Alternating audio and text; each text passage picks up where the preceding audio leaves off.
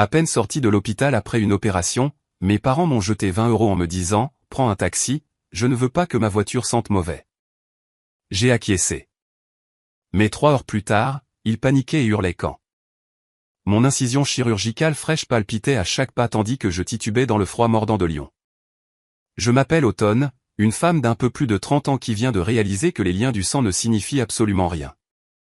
Je restais là, grelottante, sur le trottoir humide devant l'entrée de l'hôpital, attendant les personnes qui étaient censées m'aimer sans condition. Mes parents m'avaient complètement abandonné pendant mon opération d'urgence, mais j'espérais encore naïvement qu'ils se présenteraient pour me ramener à la maison. Un luxueux SUV rutilant s'arrêta finalement au trottoir juste devant mes jambes tremblantes. J'ai tendu la main vers la poignée de la portière, m'attendant à la chaleur du chauffage, mais la vitre teintée s'est à peine abaissée d'1 millimètre. Un billet de 20 € froissé a été projeté à travers l'étroite ouverture avant d'atterrir directement dans une flaque sale près de mes bottes. Prenez un taxi. Je ne veux pas que ma voiture sente mauvais. Une voix dure a ordonné depuis l'intérieur confortable. J'ai simplement baissé la tête, marquant un lent hochement d'acceptation face à la dure réalité qui venait enfin de briser ma foi aveugle dans la loyauté familiale. Ils sont partis sans un second regard, me laissant seul dans le vent glacial de l'hiver. Cependant, je savais avec une certitude absolue que les personnes arrogantes assises dans ce véhicule coûteux allaient bientôt hurler de panique alors que leur monde entier s'effondrait autour d'elles. 6 mois avant l'incident tragique à l'hôpital, j'avais atteint mon point de rupture absolue avec ma propre famille. Je suis une femme d'affaires dirigeant ma propre entreprise prospère en plein cœur de Lyon.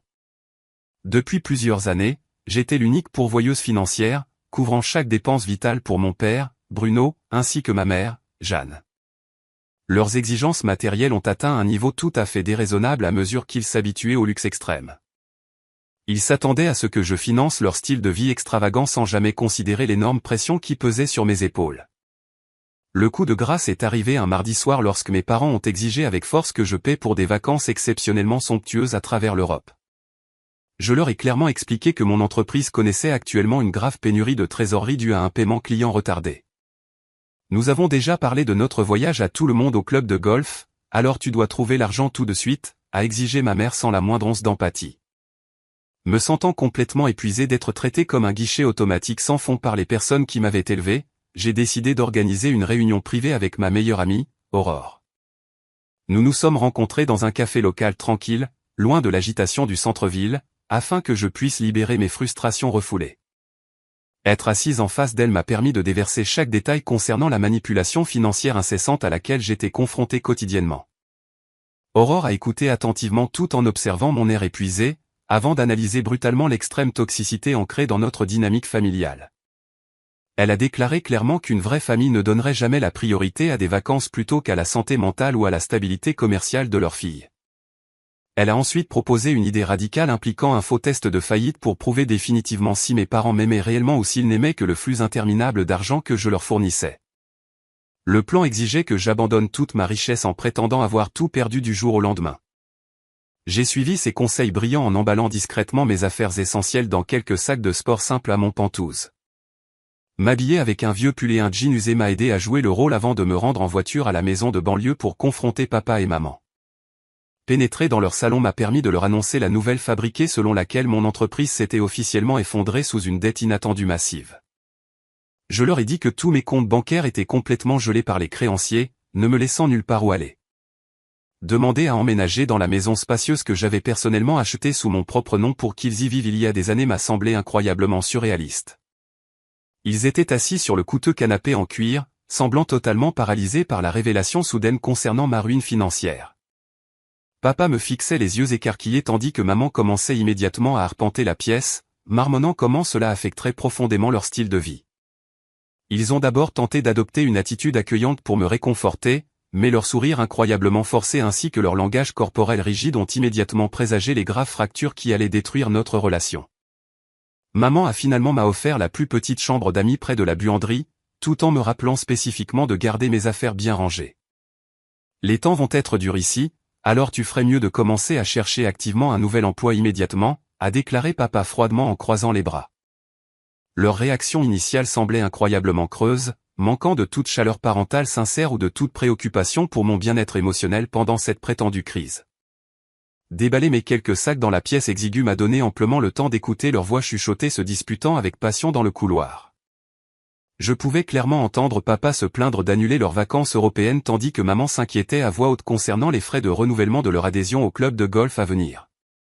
Pas une seule fois, aucun d'eux n'a mentionné s'inquiéter de la façon dont je gérais personnellement la perte dévastatrice du travail de ma vie.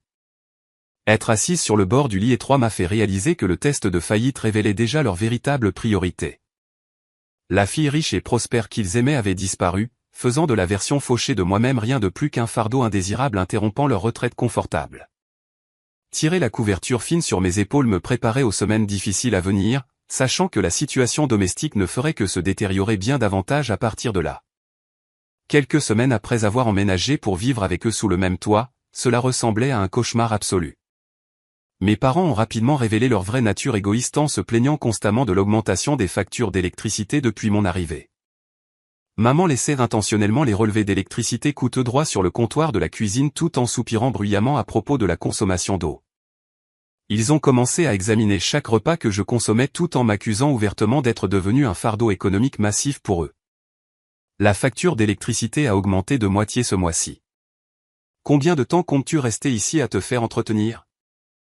A crié maman à travers la table à manger un soir en m'arrachant violemment une assiette de restes de nourriture. Vivre dans la maison spacieuse que j'avais personnellement achetée pour eux est devenu de plus en plus étouffant à mesure que leur hostilité grandissait chaque jour. Papa verrouillait littéralement les portes du garde-manger chaque nuit pour m'empêcher de prendre des collations sans sa permission explicite. Papa me rappelait constamment que ma présence épuisait leur fonds de retraite même si j'avais précédemment financé tout leur style de vie. Maman a commencé à restreindre mon accès à la machine à laver, affirmant que mon linge faisait grimper en flèche la facture d'eau. Chaque conversation que nous avions dégénérait rapidement en une amère dispute concernant mon incapacité à apporter de l'argent au foyer. Leur ressentiment flagrant face à ma prétendue ruine financière prouvait que leur affection parentale était entièrement conditionnelle à mon compte bancaire. Un grave incident s'est produit tard un soir alors que je descendais l'escalier en bois tenant un panier à linge lourd. Personne n'avait pris la peine de nettoyer une grande flaque d'eau fuyant de l'unité de climatisation cassée à l'étage. Mon pied droit a glissé violemment sur la surface glissante, faisant tomber tout mon corps de manière incontrôlable dans les marches dures. Une douleur aveuglante a traversé mon bas-ventre, me laissant haletante sur le sol froid du salon. Papa et maman se sont finalement précipités hors de leur chambre, l'air bien plus agacés que préoccupés par mes cris physiques agonisants. Ils ont appelé à contre-cœur une ambulance d'urgence seulement après avoir réalisé que j'étais complètement incapable de me lever sur mes pieds. Les ambulanciers arrivés m'ont transporté d'urgence à l'hôpital le plus proche où le médecin a rapidement déterminé que j'avais besoin d'une chirurgie d'urgence immédiate. Un administrateur de l'hôpital s'est approché de mes parents dans la zone d'attente bondée pour demander le paiement partiel obligatoire avant de procéder à l'opération. J'ai regardé impuissante depuis ma civière médicale alors que papa croisait agressivement les bras pour refuser catégoriquement de glisser sa carte de crédit. Nous n'avons pas apporté de carte de crédit avec nous, l'hôpital doit se débrouiller avec elle, a déclaré papa froidement à l'administrateur déconcerté avant de tourner le dos à ma civière sans la moindre trace de culpabilité parentale. Il possédait une carte de crédit premium que je lui avais émise quelques mois auparavant, mais il a délibérément retenu son soutien. Mes parents ont décidé de rentrer directement chez eux pour se reposer au lieu de rester à mes côtés pendant cette crise terrifiante. Ils ont abandonné leur propre fille dans un couloir d'hôpital stérile pendant que j'étais confronté à une procédure chirurgicale dangereuse complètement seule. L'administration de l'hôpital a finalement contourné le protocole de paiement strict en raison de la nature critique de mes blessures internes graves saignantes. Me réveiller dans la salle de récupération silencieuse des heures plus tard, entouré de chaises vides, a solidifié la douloureuse vérité concernant ma famille. La douleur physique lancinante des incisions chirurgicales pâlissait en comparaison de la dévastation émotionnelle absolue causée par leur abandon. Aurore est arrivée tôt le lendemain matin, l'air incroyablement déterminée, alors qu'elle marchait droit vers le bureau principal du service de facturation de l'hôpital. Elle a géré avec aisance tous les documents de sortie nécessaires tout en couvrant les dépenses médicales en souffrance sans la moindre hésitation. Voir ma meilleure amie prendre le relais alors que mes parents dormaient confortablement dans la maison que je leur avais achetée a servi de réveil. Son soutien pratique m'a finalement donné l'immense courage nécessaire pour rompre définitivement ce lien sanguin profondément toxique à l'avenir. Elle m'a apporté des vêtements propres tout en me rassurant doucement que je n'avais plus besoin de tolérer leur abus. Aurore s'est assise silencieusement à côté de mon lit d'hôpital tout en me tenant la main pendant les moments les plus vulnérables de mon douloureuse convalescence. Nous avons passé des heures à discuter des étapes juridiques méticuleuses nécessaires pour récupérer légalement la propriété de luxe qu'ils occupaient sans payer. J'ai passé le reste de mon séjour à l'hôpital à préparer mentalement les conséquences financières impitoyables auxquelles mes parents étaient sur le point d'être confrontés. Une semaine plus tard, le médecin traitant m'a informé que mon état physique était enfin stable pour que je puisse sortir. Tenir mon petit sac d'effets personnels nécessitait un effort immense tandis que je me tenais en attendant près du portail d'entrée principal de l'hôpital.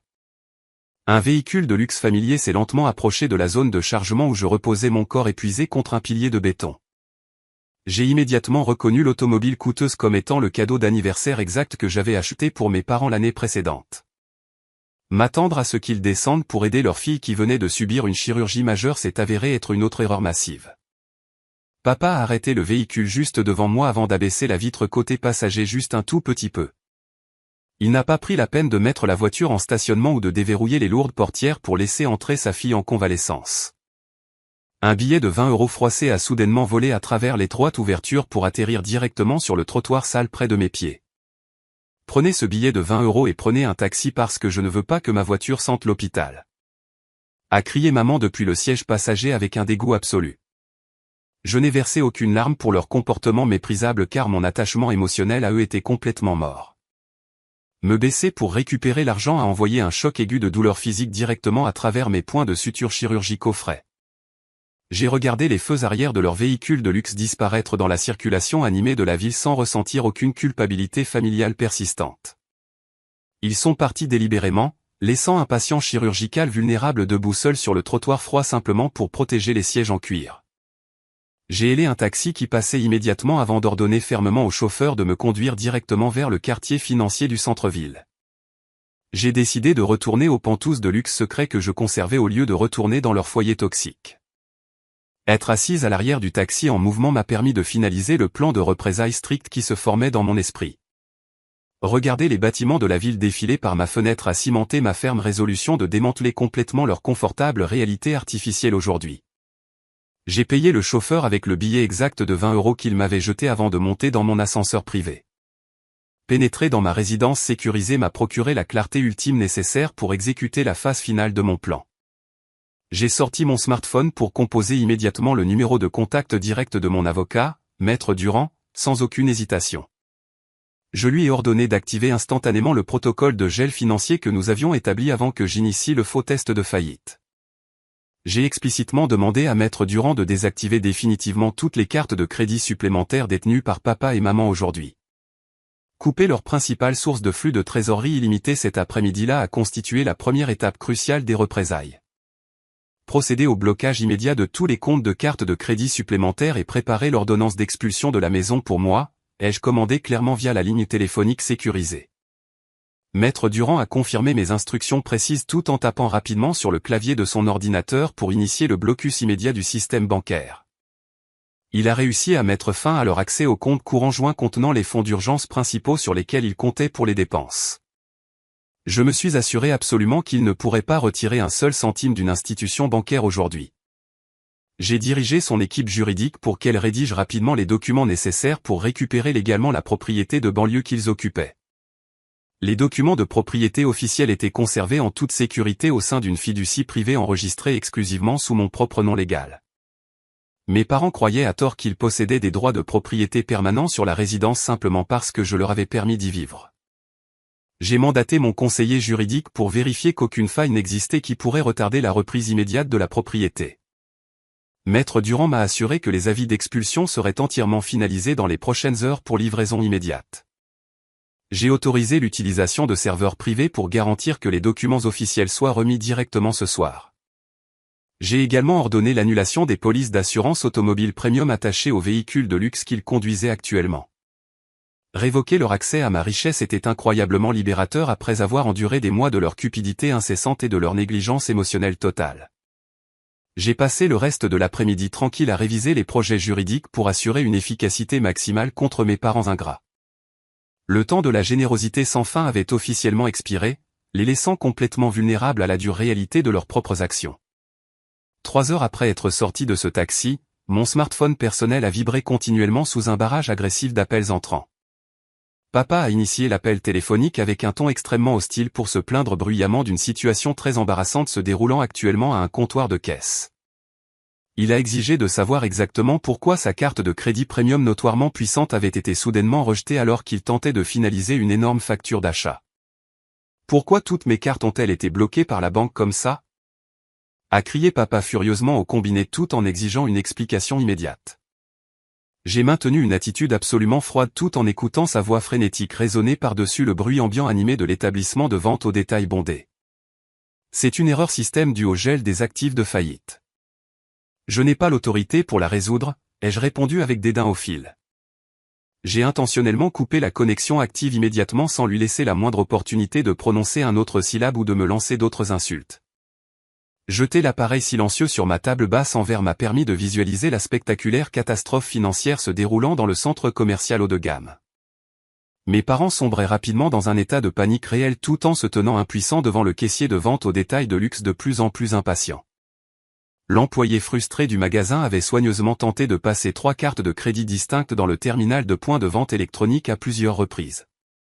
Chaque tentative de transaction entraînait exactement le même message d'erreur flagrant, indiquant que l'autorisation financière était définitivement refusée par la banque émettrice.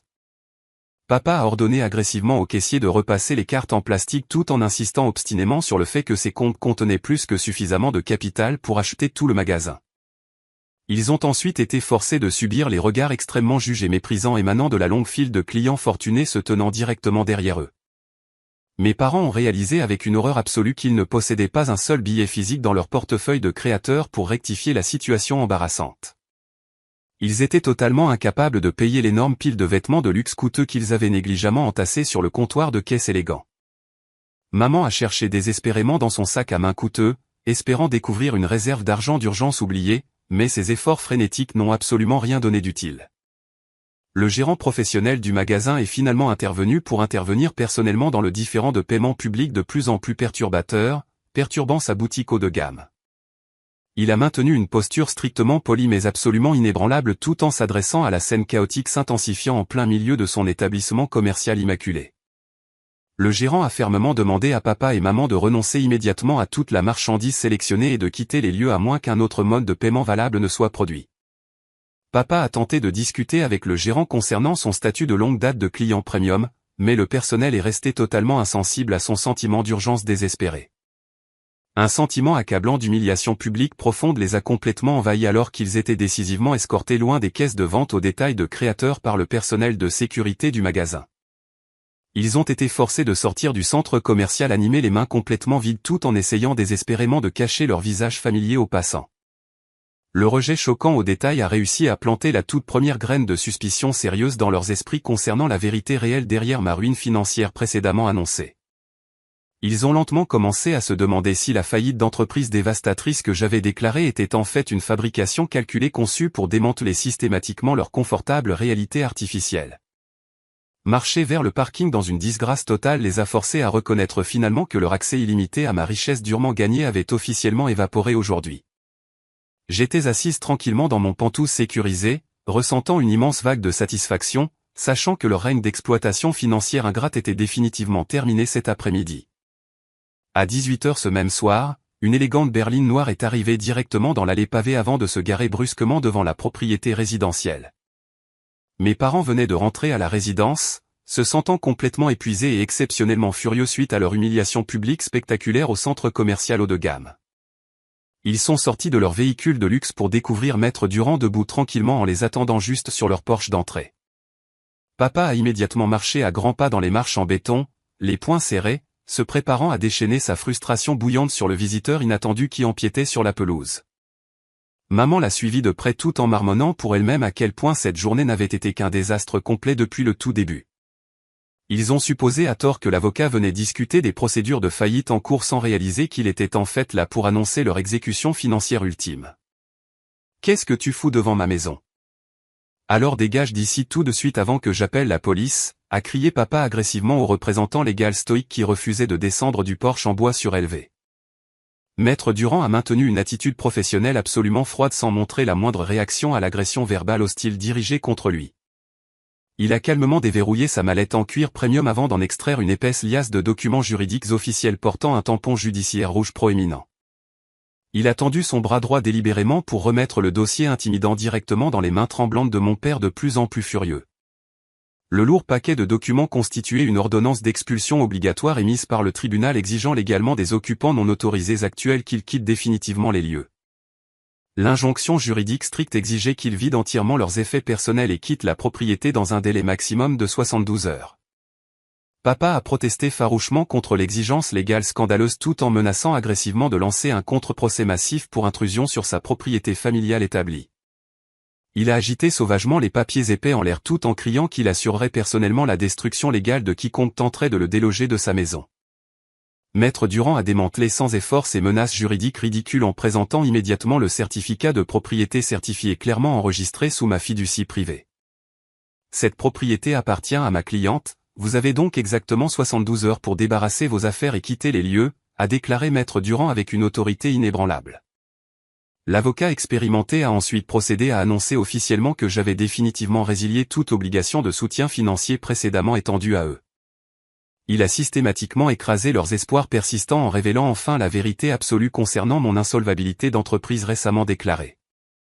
Maître Durand a clarifié en termes simples que mon entreprise prospère n'avait jamais réellement fait face à des risques de faillite ou à des saisies de créanciers à aucun moment. Il a explicitement expliqué que tout le désastre financier n'était qu'un test méticuleusement calculé conçu pour exposer leur amour conditionnel ainsi que leur cupidité sans fin. Un sentiment d'effondrement total et suffocant a submergé papa et maman alors que la réalité dévastatrice perçait enfin leur arrogance profondément enracinée. Ils ont réalisé avec une horreur absolue que leur comportement cruel à l'extérieur de l'hôpital avait détruit de façon permanente leur seul pilier financier fiable dans ce monde. Maman a physiquement trébuché en arrière contre la rampe en bois tout en se tenant la poitrine à la réalisation que son style de vie luxueux était officiellement terminé pour toujours. Il se tenait complètement figé sur le porche en bois tout en fixant l'évidence juridique indéniable confirmant leur sort imminent. La réalisation terrifiante qu'ils étaient sur le point de devenir complètement sans abri et totalement fauchés les a finalement obligés à comprendre l'ampleur catastrophique de leur erreur fatale. Les regarder voir leur univers confortable s'écraser en un million de morceaux irréparables a servi de conséquence parfaite pour avoir privilégié des sièges de voiture en cuir coûteux plutôt que ma convalescence physique. Le lendemain matin, le système d'interphone interne du bureau de réception de l'immeuble a signalé que 2 visiteurs extrêmement perturbateurs causaient une scène massive dans le hall. J'ai fermement instruit le personnel de sécurité de leur accorder un accès temporaire à l'ascenseur afin de permettre délibérément à mes parents d'être témoins de mon style de vie actuel luxueux aux pentouses. Papa et maman sont sortis de la cabine d'ascenseur privé, avec des visages incroyablement pâles projetant une aura indéniable de panique écrasante. En regardant autour de l'espace de vie massif et élégamment meublé, ils ont été visiblement choqués alors qu'ils réalisaient la richesse astronomique qu'ils avaient stupidement gaspillée hier. Maman s'est immédiatement précipitée en avant, tentant d'utiliser ses larmes de crocodile pathétiques pour justifier de manière créative leur abandon incroyablement sans cœur devant l'établissement médical. Elle a tenté sans honte de saisir mes mains tout en formulant frénétiquement des excuses ridicules concernant leur état émotionnel stressant pendant mon intervention chirurgicale d'urgence. Automne, s'il te plaît, écoute mon explication parce que nous avons simplement perdu notre sang-froid hier, mais nous sommes toujours une famille, a plaidé maman désespérément tout en essuyant ses fausses larmes. Elle a désespérément tenté d'humilier sa posture habituellement arrogante en faisant des promesses vides interminables de changer complètement ses schémas de comportement toxiques à l'avenir. Il désirait évidemment restaurer rapidement notre relation auparavant lucrative, espérant continuer à jouir des privilèges financiers exclusifs qu'ils avaient brutalement rompus. Papa se tenait silencieusement derrière elle, tordant nerveusement sa montre coûteuse tout en espérant que ma culpabilité familiale profondément enracinée annulerait magiquement leur trahison impardonnable.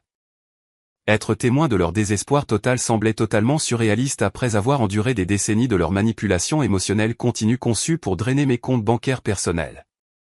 Maman est tombée complètement à genoux dans une tentative pathétique de bloquer physiquement mon chemin tout en promettant à voix haute de devenir une meilleure mère instantanément. J'ai fermement reculé pour éviter ses mains agrippantes, réalisant qu'elle ne pleurait que la perte tragique de son budget de shopping illimité. J'ai complètement refusé d'écouter leurs excuses fabriquées pathétiques tout en fixant sans expression les 2 individus désespérés se tenant sur mon tapis coûteux. Leur soudaine démonstration d'affection parentale était incroyablement insultante, considérant qu'ils m'avaient pratiquement laissé mourir seul dans un couloir d'hôpital stérile. J'ai fouillé dans la poche de ma veste pour en extraire exactement le même billet froissé de 20 € qu'ils avaient jeté, avant de le lancer directement sur la table en verre. Regarder la monnaie verte flotter sur la surface transparente a brisé toutes les illusions persistantes qu'ils nourrissaient concernant une potentielle réconciliation paisible aujourd'hui. Prends ce billet de 20 € et prends un taxi pour quitter mon immeuble parce que tout entre nous est définitivement terminé, ai-je commandé froidement en pointant vers la sortie. J'ai prononcé mon verdict final sans compromis en déclarant explicitement que partager une lignée biologique ne leur accordait jamais la permission d'exploiter continuellement ma générosité financière. J'ai rendu parfaitement clair qu'ils n'avaient absolument aucun droit d'écraser à plusieurs reprises ma convalescence physique et ma santé mentale fragile pour leur bénéfice égoïste.